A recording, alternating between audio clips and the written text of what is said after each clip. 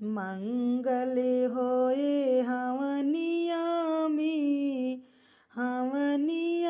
में श्री रघुबर के चरनिया में, श्री रघुबर के चरनिया में।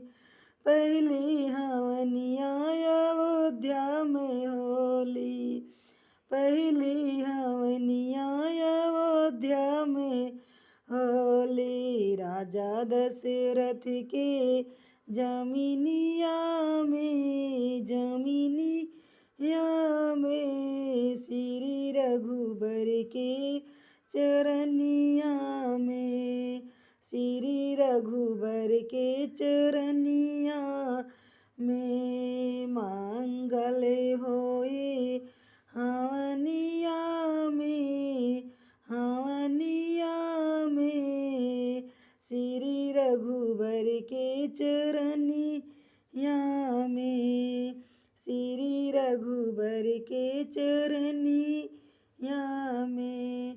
दूसरी हवनिया जनकपुर होली, दूसरी हवनिया जनकपुर होली। राजा जनक के जमीनिया में, जमीनिया में श्री रघुबर के चरनिया में, श्री रघुबर के चरनिया में। मंगल होए हवनिया में, हवनिया में श्री रघुबर के चरनिया में।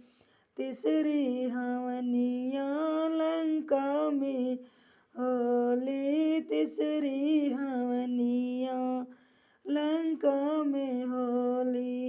राजा भीषण के जमीनिया में, जमीनिया में श्री रघुबर के चरनिया में, श्री रघुबर के चरनिया में। मंगल होए हवनिया में, हवनिया में श्री रघुबर के चरनिया में, श्री रघुबर के चरनिया में।